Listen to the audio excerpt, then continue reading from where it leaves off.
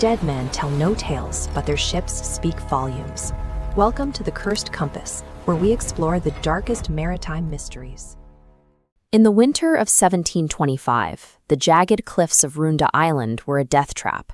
Brutal North Sea gales battered the Norwegian coast, turning sea sprays into ice before it could settle on the rocks. For generations, local storytellers spoke of a ghost ship lost in the surf. They told of frozen sailors who washed ashore after the storm, their dead hands allegedly still clutching gold and silver coins. The actual ship was the Akerendam, a vessel owned by the Dutch East India Company, or VOC. She was brand new, making her maiden voyage from the Netherlands toward the Pacific. The VOC was less a shipping firm and more a corporate state. Their administrative reach was vast, using standardized ledgers and official stamps to track thousands of tons of spices and gold moving between Europe and Batavia. To fund their trade in the Far East, the Akerendam carried a specific massive payload. Locked in her hold were 19 wooden chests, filled with freshly minted gold and silver coins produced specifically for Asian markets. The crew took the Route Akerendam, a northern detour around Scotland, intended to avoid the crowded English Channel. But on March 8th, a severe winter blizzard caught the ship, blowing it off course and directly into the rocks of Runde. The Akerendam shattered against the cliffs. Despite being within sight of the shore, there were no survivors. All 200 souls on board perished in the freezing water. In the grim weeks that followed, the local sheriff and a Dutch consul managed to salvage 5 of the coin chests from the shallow wreckage. They found the beaches littered with debris and the broken remains of the crew. As the weather worsened, the remaining 14 chests were abandoned. Buried by sand and depth, the fortune was effectively locked away for 250 years, allowing the corporate disaster to fade into maritime myth. For 2 centuries, the cliffs of Runde kept their secret. When locals occasionally found silver coins among the rocks after heavy storms, they attributed them to the long-lost Spanish Armada rather than a Dutch merchant ship.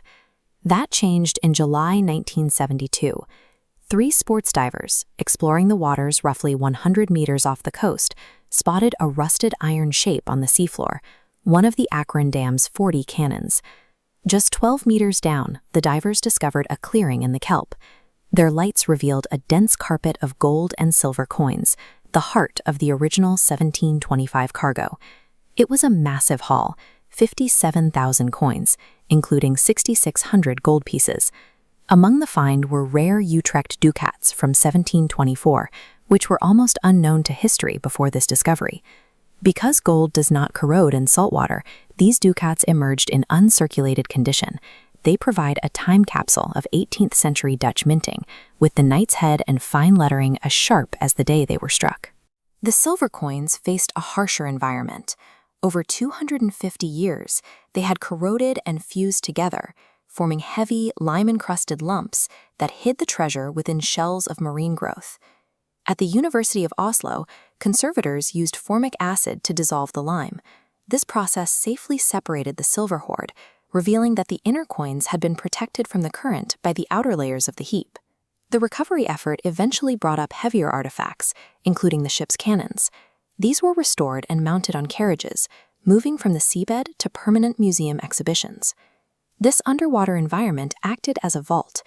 Because the coins were buried quickly in an anaerobic layer of sand and lime, the site preserved a precise physical record of the currency the VOC used to power its Pacific trade routes. Dividing a $10 million treasure created a unique legal challenge. Under a specific settlement known as the Runde tax, the finders were awarded 67.7% of the value, with the Norwegian and Dutch governments splitting the remainder. The finder's share was eventually sent to Switzerland for a 1978 auction. It remains the largest sale of its kind, with thousands of coins entering the private market at once. Much of that history was eventually brought back to Norway. Numismatist Jan Olaf Omlid bought 6,000 of the gold and silver coins to repatriate them, ensuring they remained in Norwegian collections in Oslo and on Runde Island. The discovery of the Akerendam is the most significant coin find in Norway's history. It transformed the site of a maritime tragedy into a permanent archive, linking the lost currency of the Dutch Golden Age to the modern coast where it was rediscovered.